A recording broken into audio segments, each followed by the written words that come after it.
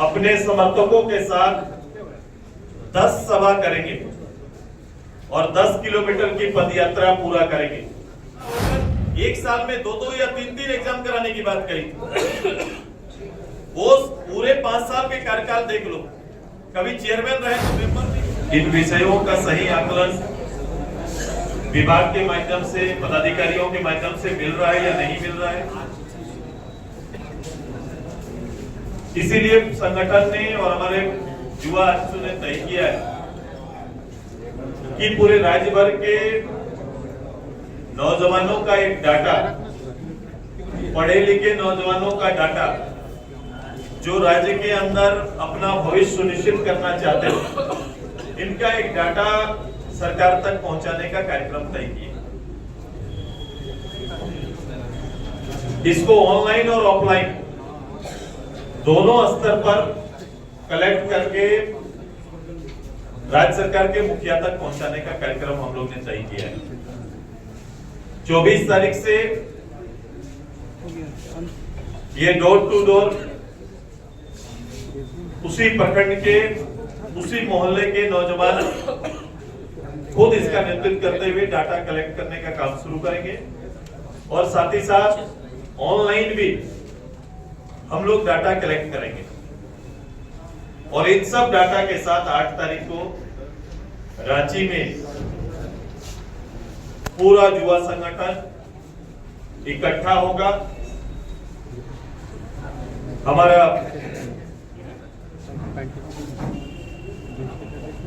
Data के साथ सरकार और सरकार के मुखिया को वो डाटा पूरे राज्य भर का उपलब्ध कराया जाएगा।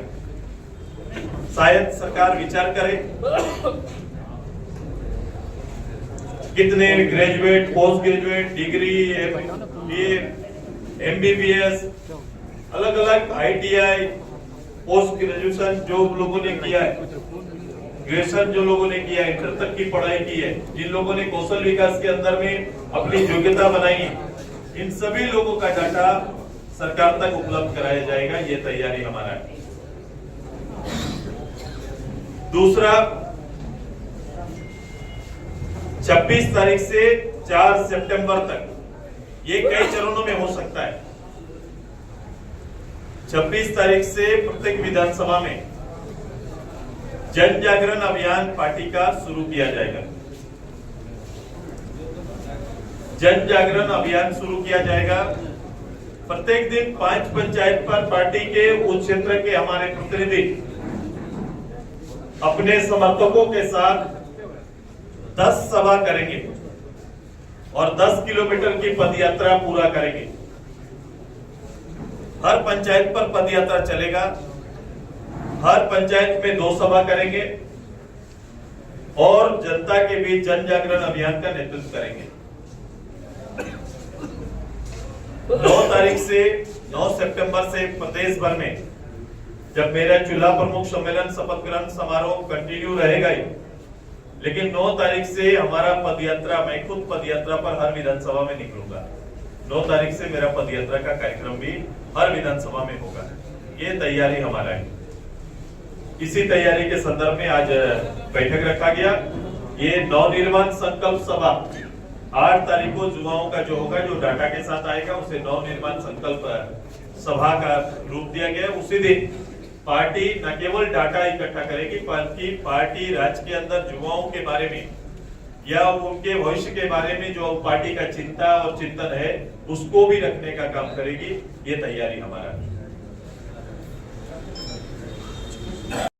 अब तक कोई नया नाम नहीं आया। ये क्या सरकार की गैर जिम्मेदाराना रवैया नजर आता है रोजगार के प्रति छात्रों का? ये बातें रोज हम लोग दोहराते हैं।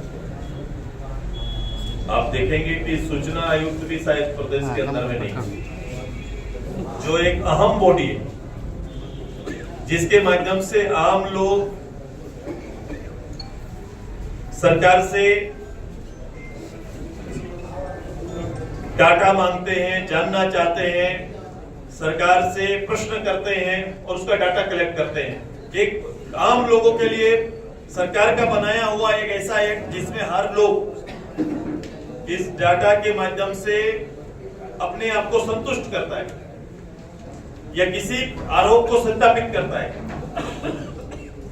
जो कोमोबेश बहुत संतुलित करता है शासन को, ऐसे जगह पर भी चेयरमैन नहीं।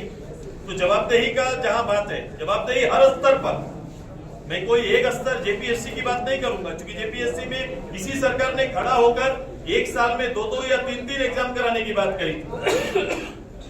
वो पूरे 5 साल के कार्यकाल देख लो, कभी चेयरमैन रहे तो मेंबर नहीं है, मेंबर रहे तो चेयरमैन नहीं है, प्रभार में बहुत दिन तक सभी चीजें चली। तो अब वो समय नहीं रहा।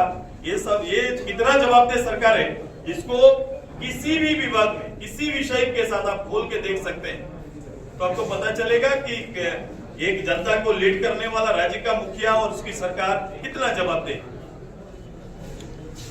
सुदेश जी, अभी बाबूलाल मरांडी ने मिलन समारोह प्रोग्राम आयोजित हुआ था बीजेपी कार्यालय में। उन्होंने आशंका जताई कि कल युवा आक्रोश रैली हो रही है, तो उसमें अगर पार्टी कार्यकर्ता आते हैं, बीच सड़क पर कहीं रोका जाता है, तो आप लोग वहीं धरना प्रदर्शन करें। क्या सरकार इस स्तर पर आ गई है कि वो पार्टी कार्यकर्ताओं को सड़क और चौराहे पर रोक देगी? सरकार के ऊपर ये अंदेशा जाहिर किए हैं कि पार्टी कार्यकर्ता अगर युवा आक्रोश रैली में आ रहे हैं तो बीच में कहीं अगर रोक दिया जाता है तो वहीं पर धरना प्रदर्शन कर दें। उनका कार्यक्रम होगा, रामलाल जी ने अपना कार्यक्रम अपने कार्यकर्ताओं को ये हिदायत दी है, उसमें हमसे क्या पूछा। तो देखिए, ये जो लंबाई पूरा हो रहा और उन्होंने घोषणा भी कर दी है कि वो अलग पार्टी बनाएगी, तो आप कैसे देखता है?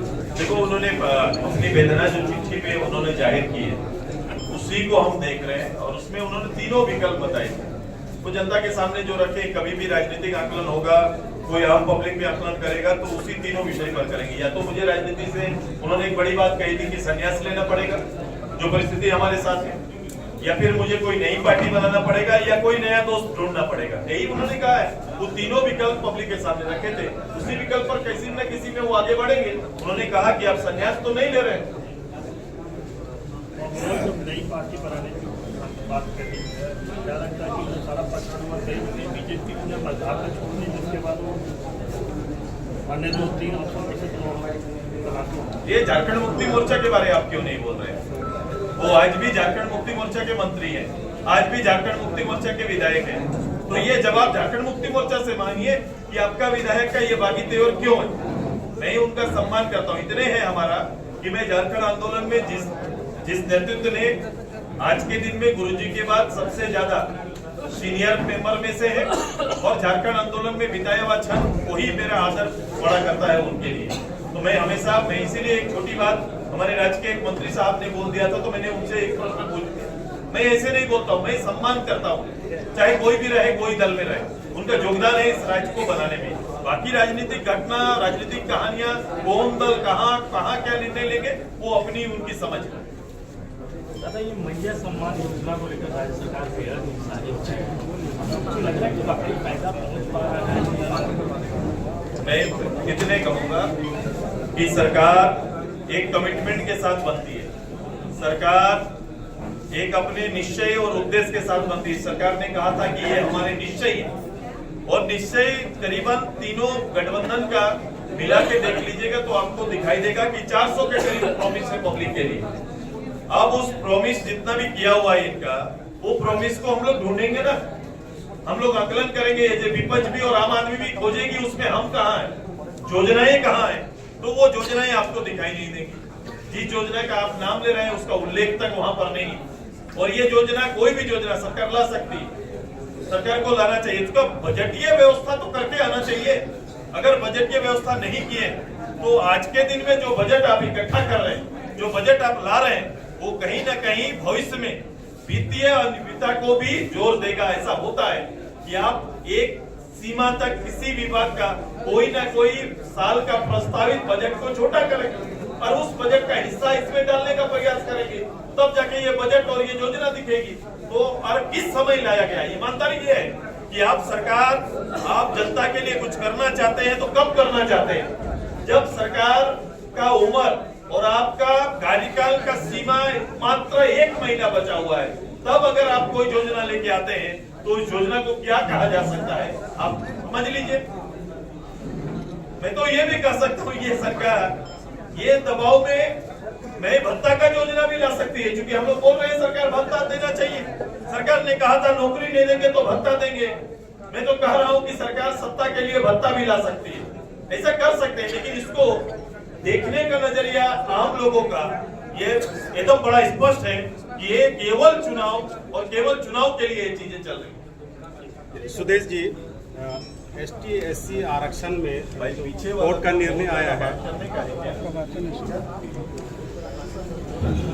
सुदेश सर, ST SC आरक्षण में वर्गीकरण के संबंध में जो कोर्ट का आदेश आया है उस पर भारत बंद भी किया गया ओबीसी मोर्चा की तरफ से। आपकी पार्टी का क्या राय है इस पर? मेरी पार्टी को आप देखते नहीं है, इसका मतलब ये बहुत ही हम आपसे रिक्वेस्ट करेंगे देख लिया करिए। हमने हमारा इस कार्यक्रम को समर्थन प्राप्त है, सभी लोग उसको देखे होंगे। मेरा सोशल साइट में चला है भाई, मेरे देखो, हम लोग को भी देखो।